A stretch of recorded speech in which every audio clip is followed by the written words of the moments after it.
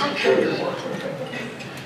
was going to do a little exercise, but we're running a little late here, so I'm not going to. But I'm going to do it from your seats. I was going to have everybody stand up because after you eat, I like to get everybody energy back in the room so I don't fall asleep while I'm talking. But I would like to do that with just a picture that I want you to get in your brain that you leave here today with. So if I make it this way, you see, if you just take your right hand, stick it up in the air. Very good. Now, turn it clockwise like a clock. Okay, slowly, slowly, slowly. Okay, everybody got to go in the right direction? All right, so I want you to just now keep going with it. But bring it down, keep bringing it down, keep bringing it down. And now keep turning it. Look at it again.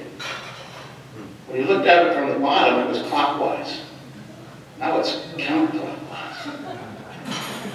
Is that interesting or what? What I wanted to point out, everybody responds the same way. What I wanted to point out there is that perception is very important. Right? We're going to talk about that a little bit more if we want. The key I want to send home with you today in your brain is that perception is very important. Reverend Kathy, Albee, wherever you are, thank you, board of directors, staff, thank you, all you people that are present, thank you for coming today. I hope I meet your expectations. It's a privilege and an honor for me to have the opportunity to speak this afternoon. Success means a lot of different things to different people. But today, we want to concentrate and consider the following definition. Success is doing something that you're passionate about, that improves the world in some way. And when others see you, they can't tell whether you're working or playing. And neither can you. So that's the definition of success that we want to talk about this afternoon.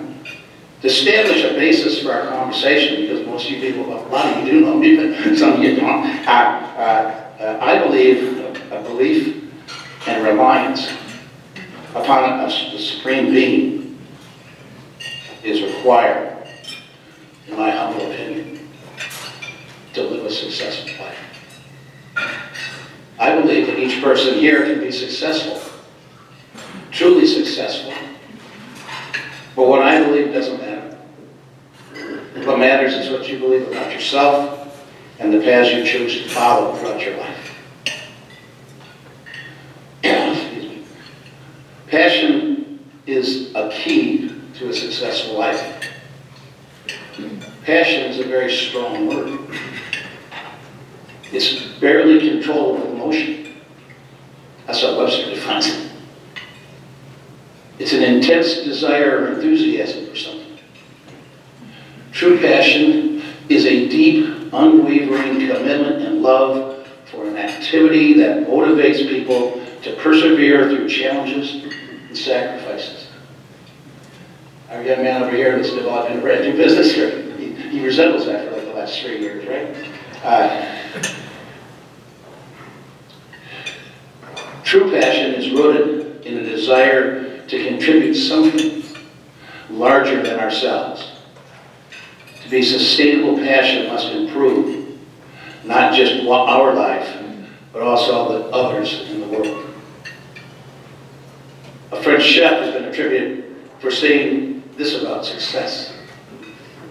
A master in the art of living draws no sharp distinction between his work and his play, his labor and his leisure, his mind and his body, his education and his recreation.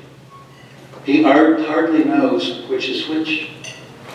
He simply pursues his vision of excellence through whatever he is doing and leaves others to determine whether he is working or playing. To himself, he's doing both. Henry Ford, the founder of Ford Motor Company, said that this about success. Ford says, if you think you can or think you can't, you're right. Did you hear that? Ford says, if you think you can, quote, be successful, or think you can't be successful, you're right. Ralph Waldo Emerson, all you English people here, an American transcendental essayist from the 18th century. Hard for me to say transcendental essayist.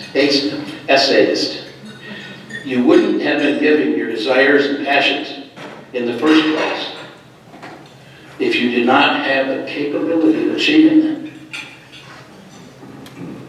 Have faith in your passions. You can succeed. It is what you believe that matters. Bill Gates, still alive, like the rest of these guys, says his success in developing software that people recognize as valuable and improves their productivity is his ability to focus on desirable outcomes. When you're passionate about your work, the ability to focus is greatly enhanced.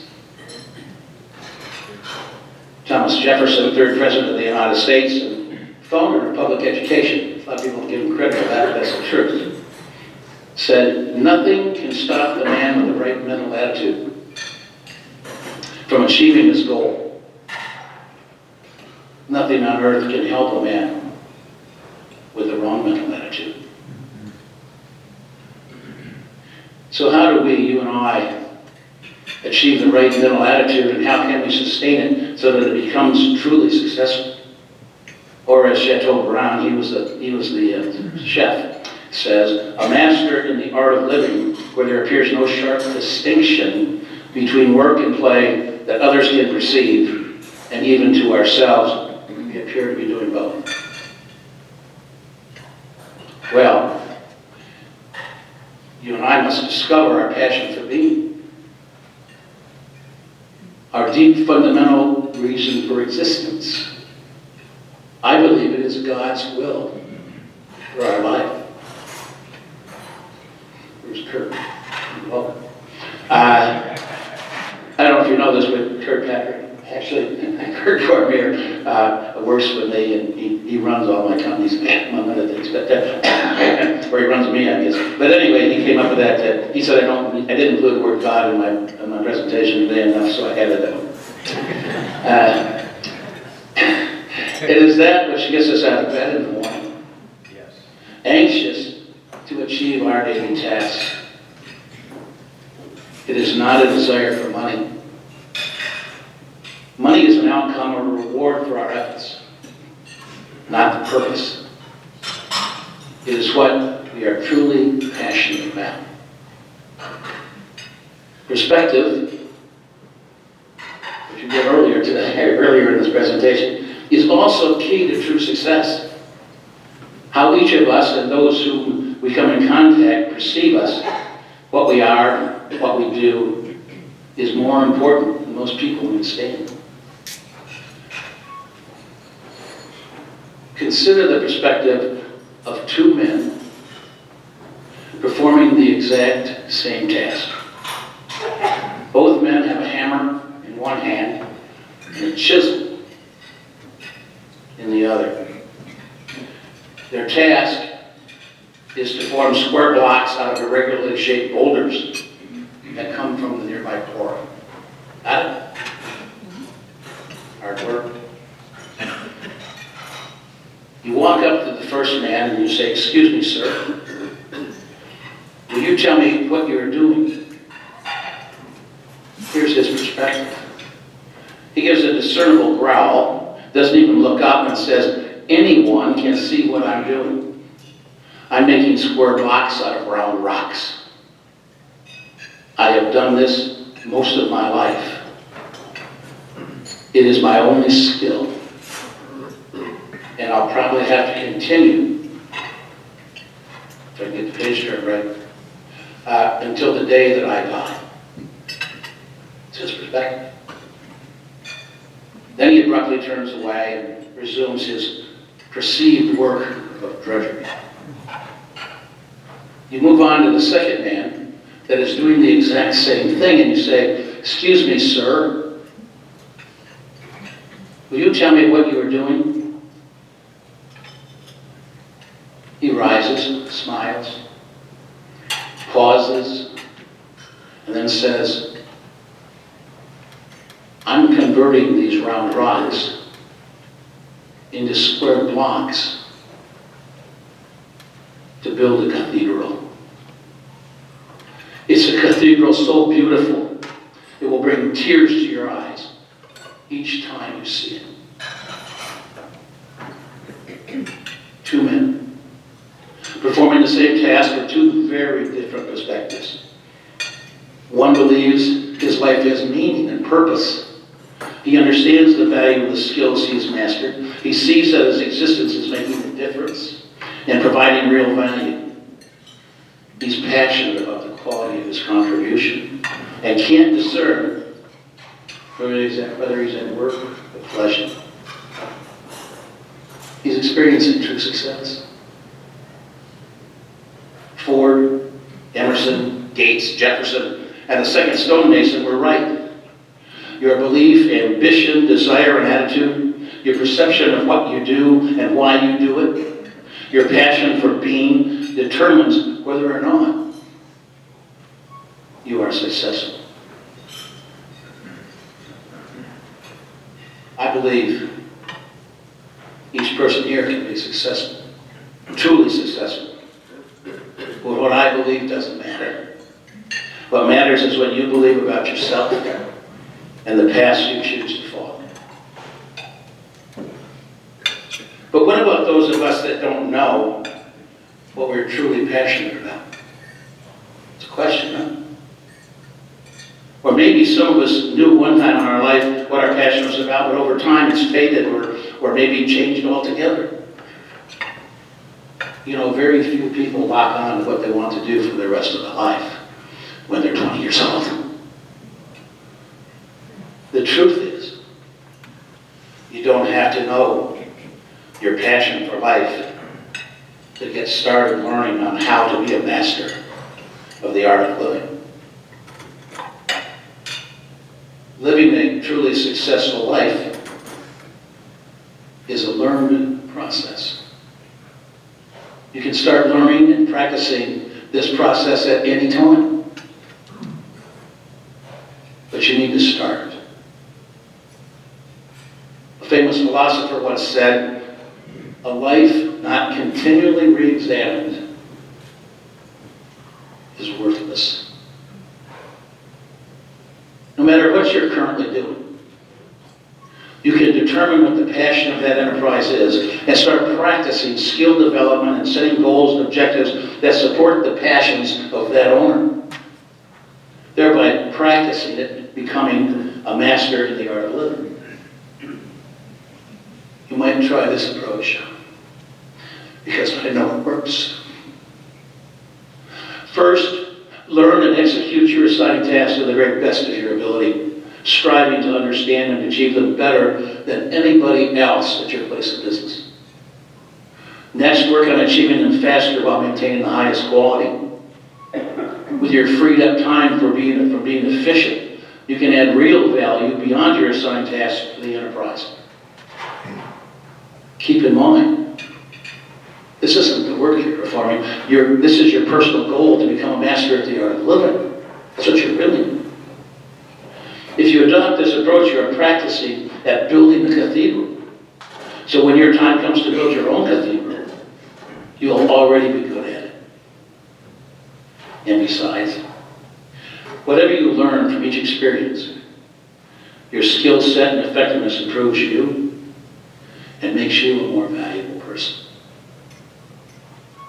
When your achievements are recognized by your employer, I do this, by the way, I am an employer.